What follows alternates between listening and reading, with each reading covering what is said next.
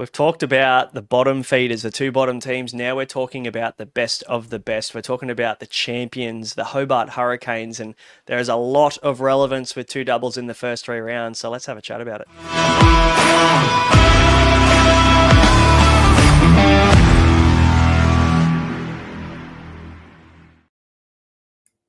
G'day, everybody. Welcome back to the Surges and Sixes BBL SuperCoach podcast. I'm your host, Braino, joined by Horse in the studio, mate, and we're talking about the big dogs. We're talking about the most important and relevant team in BBL 15, and that is the Hobart Hurricanes, mate. Plenty to chat about. Heaps. And how nice is it that Hobart have finally got a good fixture to start the year? Yeah, I know. We were talking about this last year, saying, I wonder when they're actually going to be relevant to start, because I feel like it's been 3 or 4 years since they've had any sort of starting team relevance in BBL SuperCoach. So, yeah, 5 games in the first 3 rounds. You can't get better than that. Bang on. Let's dive in now. Of course, guys, if you haven't yet, please hit subscribe. Hit the like button. Give it a thumbs up if you like the content. Give us a follow on audio if you're listening on Spotify or Apple. And a little 5-star review definitely helps us get out into the ears of people that love their cricket and love their BBL SuperCoach. Now, the Hobart Hurricanes, they come into a few changes. We'll bring them up on the screen for those of you on YouTube. We see Rehan Ahmed from England. He's signed in the draft. We also see Bo Webster make a big change over from the Stars to hometown Hurricanes. And then Jake Weatherald, he is taking a little bit of a change down south to from the Adelaide Strikers. And, of course, he's been in the mix for the test squad too. So I'm interested to see how that all plays out. 2 of their 3 guys they might have got in might even not end up playing for them, Horse. Did Jake Weatherald open the batting for Hobart with Darcy Short once upon a time? Yeah, way back. Yeah, really early days BBL. Yep. Yeah. So he's back. Good to see him back. And, Nice. He's spent a lot of time in Adelaide, of course, of late. But, he's back in Hurricanes, back in purple colours. So, and playing some really, really good cricket. So, look, if he... I can't see him being in the I can't see him being named in the squad as a specialist opener without actually playing. Just doesn't make sense why they'd name him at all. So I'm interested to see whether he does end up playing. We've got a predicted 11 that has him in it. But, obviously there'll have to be some changes if he gets named in the test squad. So we'll keep that in the back pocket. For the outs, we'll bring back up on screen just so everybody, just in case they missed it. Waqar Salam Keel, for the Afghan, played a few games last year. He is gone. Shai Hope from the West Indies, he's gone. Caleb Jewell, he's moved over to the Renegades. And Paddy Dooley is still no sign. We're a bit unsure about what's happening with Paddy Dooley. But he has not been retained at the moment, which is a sad. He's a bit of a cult figure in He was. He played some really good cricket. He did. Offies or whatever it is that he bowled, they were nice. Well, Hobart still have, I think, 3 roster spots open. So, there's every chance they could end up re-signing him. So, yeah, stay tuned. There could be. And also, when you've got guys like Weatherald and Webster who might ever be every chance of playing test cricket, they're going to need to find some local replacement players and things like that. So let's just see how that all plays out. You would think we won't see Webster. He's been in such good form. Yeah. He has been fantastic, hasn't he? Yeah, very, very good. And Rehan Ahmed, I'm really excited about. We'll talk about him a little bit later, but I'm sure for anybody who's watched the show a couple of years, they know I love a leggy. So there's none that come better than Rehan Ahmed from England. Burst onto the scene. Can bat too, this kid. So we'll talk about him a little bit later. But this is the predicted 11 that we've got. We've got Mitch Owen up the top, of course, with Jake Weatherald. We've got Matt Wade, Ben McDermott, Tim David in the middle order, Nikhil Chowdhury coming in at 6, Rehan Ahmed at 7, Chris Jordan at 8, Rashad Hussain at 9, and then Ellis and Meredith 10 and 11. But there's a couple of players that are going to be missing out, we think are going to be missing out. Mac Wright seems a little bit unlucky, but I would naturally assume if Jake Weatherald is out and he's in the test squad, Mac Wright is the perfect substitute there to come in and either open or maybe bat 4 and Ben McDermott or Matt Wade slide up. I'm with you on that second one. Ben McDermott open, Mac Wright into 4. He's made a good recovery from that knee surgery as well. Yeah, he did miss the whole BBL last year, sadly, due to that ACL. So it's good to see him back playing some cricket. So also, the BBL before last, BBL 13, Mac Wright was fantastic in the middle order for the Hurricanes. So, yeah, definitely keep an eye out on him if he gets a stick. Ian Carlisle and Billy Stanlake are the only other 2 guys on the roster there that we don't see them fitting into this 11, the best 11 anyway. But, Horse, they're very relevant, aren't they? Because that obviously they've got 2 doubles in the first 3 weeks, in week 1 and week 3. So how many Hurricanes is the right amount for you to kickstart? Definitely 4, potentially 5. when you're talking about um, the types of players that I'm chasing either bowlers that are bowling depth, bowlers who have got a proven track record, all rounders, or those players that can score in more ways than one, are fielding in prominent positions or attacking positions where they're either taking catches at mid wicket or long on, long off, or whether they're in close and causing run outs and that sort of jazz. So, yeah, I reckon for me, Chris Jordan's gone through the thought process. Tim David's definitely gone through the thought process. Riley Meredith is pretty dangerous with that new ball and can close an innings as well. Nathan Ellis, he closes the innings or is the finisher for the Australian T20 squad. So plenty of very relevant options here, Braino. Nearly every single player in this 11, I would consider you have to. There is a chance that you'll be looking at them at some point in the next 30 odd days in this preseason because there are so many good. And this is why we complain every year that the Hobart Hurricanes never have a good schedule because they've got so many SuperCoach relevant players. So it's going to be interesting. Didn't even mention Mitch Owen. Yeah, I mean, he's the most obvious option, I think, in my opinion. I would say that he'll be up there with most owned player to kick things off. There are usually a few cheapies that slide through as the most owned player, but yeah, Mitch Owen will go close for sure. And there's a reason he should be the most owned player is because he's probably our most recommended player. 452 runs last year at 45, 203 strike rate opening the batting.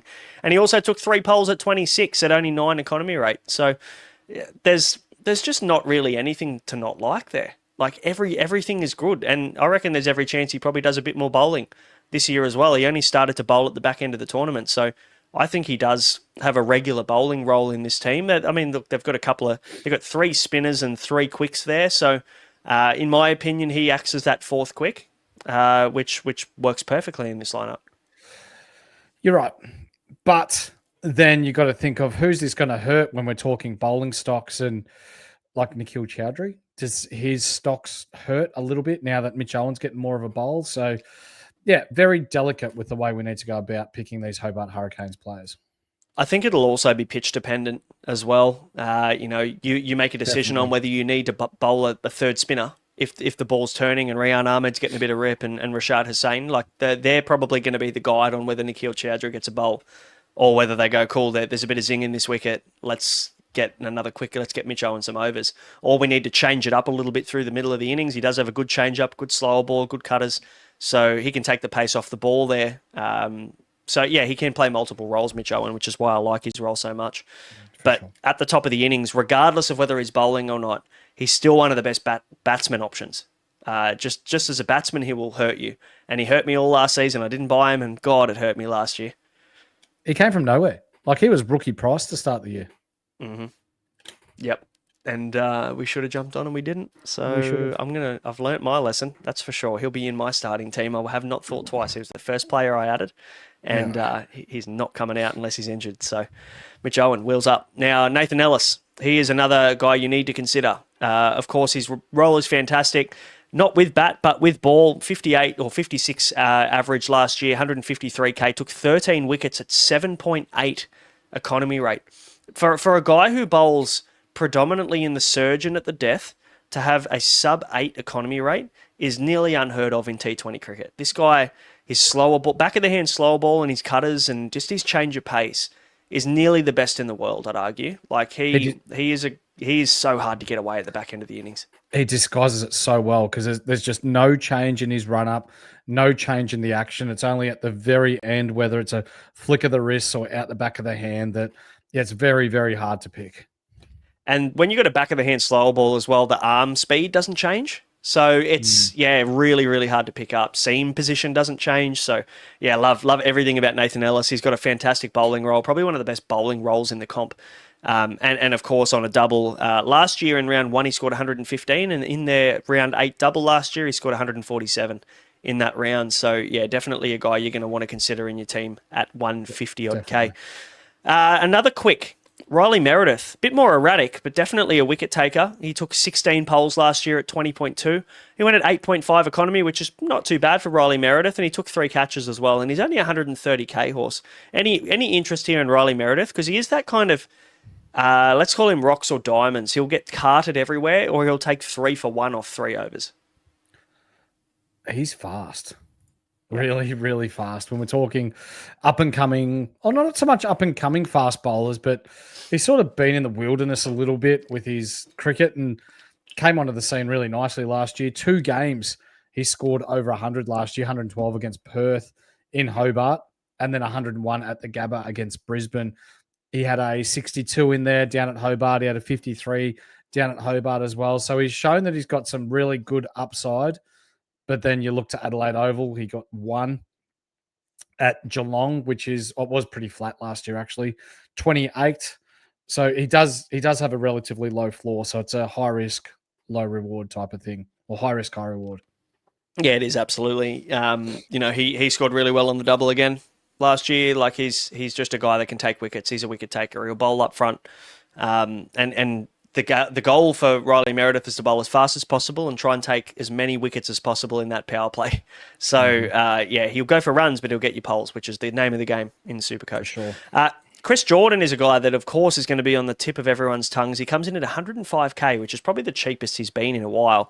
Had a 61 runs at 130 and 7 poles at 38.5 at 8.8 economy last year. Fields in hot spots as well, so definitely always relevant in the field with catches and runouts. But yeah, underpriced because he had a bit of a mediocre BBL SuperCoach camp or BBL 14 campaign last year for the Hurricanes. Although they won and he was relevant, like he wasn't relevant when it comes to SuperCoach. No, he wasn't. So when we're talking about journeyman of the BBL competition, he's played with Perth. He's played. Who else did he play with? I can't remember off the top of my head. But anyway, he got a 0 in a game last year, 16, 11, 28. But then, much like Meredith, he's got a top score here against Sydney, 114 last year. So his ceiling is quite high. But you've got to ask yourself, you've got 2 doubles in 3 rounds for the Hobart Hurricanes. Are you going to pick one of Jordan or Meredith, or are you going to go with more of a surer thing like Ellis, who are proven performers, and Mitch Owen and these sorts of players? Yeah, that's the question. I don't know whether you want to go with Ellis, Meredith, and Jordan. I don't think I want to put that many stocks in the fast bowling contingent No. there in one team, regardless of the schedule. So I think you've got to pick maybe 2 of the 3. At the moment, Chris Jordan's probably my least favourite of the lot, but he's also the cheapest. So it's hard to see. I guess, you can pivot down to Jordan if you have another move in your squad that you need to free up cash for. That's probably where you would go. You want to make sure you have at least 2 of Ellis, Meredith, and Jordan, in my opinion. And then there's this guy, Rehan Ahmed, bat bowl all rounder in SuperCoach, which is lovely to see. And 100. Well, the price is wrong. Ignore that. But he comes in at 117.5k. Obviously hasn't played in the BBL yet, but I mean, when you look at, I'll bring him back up. I'll bring his stats back up on the screen so everyone can see him. In T20 international cricket, 13 wickets at 25, 9.5 economy and a couple of catches. He can hold a stick though as well. In first class cricket this year, in England County cricket, he put up 600s and 350s or 950s this year. Wow. So Okay. this kid can bat. Yeah, he is solid. So definitely a guy I'm looking at starting with. He's at a perfect price, that 117 price as well, and will likely get overs as the second spin. It depends on Rashad Hussain. Probably maybe even the first spin option there in Hobart, and likely bats 6 for me. So pretty good roll. So what happens with Chowdhury then? Do you think he gets pushed down the order? Maybe I don't know. It's hard to say. Maybe he bats 7, 6 or 7. I reckon between both of those guys, but. For me, Chowdhury is that guy that can also bat 4. He can also open the bowling. He can slide to 8. He can do whatever you need him to do. He's the perfect Swiss Army knife, Nikhil Chowdhury, probably to his own detriment, at times because he is so good in so many different scenarios. So, yeah, a bit of a lottery as to where they slot him in, but Rehan Ahmed's too good to be batting outside the top 7. So, he'll be there or thereabouts. There's only one answer to this, mate. Bring back, Clive Rose. Yeah, Clive Rose played a bit of indoor cricket against Clive Rose. I think my first ever New South Wales second 11 game was against Victoria, and Clive Rose played in that game. Right. Shout out Bobby Quiney, he was my first ever second 11 wicket. So, but no, Peter Handscomb got 200 at Hurstville Oval that game as well. Wow. So that was and he's still making tons now. Yeah, he's still destroying us now. Rehan Ahmed. Chris Jordan, Riley Meredith, Nathan Ellis, Mitch Owen. We've only done 5 player profiles, but mate, there's so much more to talk about. You want to? Who's the guy we haven't spoken about here that you think is going to be also up for grabs because there's probably 3 or 4 guys here you could consider. I'll make 2 names. Tim David. We've Yep. seen the way that he finished the competition last year. We've seen the way that he's batted for Australia in T20 competitions. He needs 20 balls to absolutely destroy an innings. If he gets away early, it's just wheels up Tim David. So he is one of the very few players who I am looking at that are bat only to start the year. And it's bat only at 5 or 6 as well, which is like usually just absolutely no go zone, isn't it? But how good he's been in the during the year this year in international cricket, he's just been outstanding for Australia in T20 cricket. He must be seeing them like beach balls. Too risky for me to leave out. Fair enough. Benny McDermott, got to talk about him, don't we? Because he's probably the perfect. Yeah, even batting at 4, I'm fine with, to be honest, because he can just take a game away from you. Like, maybe his best is behind him, but he's still good enough to, at the price as well. It's like 70 odd K or something. It's just ludicrous. He would be in the top 5 for pullers in the game. Like when he rocks back onto that back foot and rocks it into the 20th row down at Bloodstone Arena, like, is there any better viewing? It's almost like a Chris Lynn slog sweep or, Mitch Marsh straight down the ground type of shot. Like, it's just so good to watch. Yeah, he's so good. It's I guess it does depend on what happens with Jake Weatherald and how that all plays out as to how much of an option he's going to be. I'm still more than happy to consider him at 4, but I do like him opening with the new rock coming on a little bit better. I do like him up the top, but he's so cheap. I think if you're going with like a Josh Philippe at wicketkeeper, and we'll talk about the Sixers on a later show, but if you're going with Philippe, you're starting with him. You can start with him on the bench as your emergency loop. He pops off game 1, you're sweet, you bring in a DNP. But I would be more than happy to have Ben McDermott as my starting wicketkeeper there to fall back on, knowing that they're both on the double. If Philippe doesn't pop off, then I can happily just lean into McDermott on the double. For sure. That's the Hobart Hurricanes. The winners from last year, of course. We've got plenty more coming. We've got a full in-depth write-up coming as well inside the Patreon, so you can get involved there. It's less than $10 a month. Links in the description below. There's plenty more content coming. We've just released our top 5 cheapies as well. So I've done an article on the top 5 cheapies you need to have in your team to start BBL 15 for BBL SuperCoach. Go and check it out. Otherwise, make sure to follow us on social media. It's Instagram and X. It's Surges, Sixes BBL. Brain Talks Ball and SC Horse _. Don't forget the underscore at the end there. And right. Plenty of content coming from us in the BBL preseason. Looking forward to it. We've got a couple more episodes coming, team previews coming. Renegades are up next, so stay tuned for that in the next couple of days. See you then.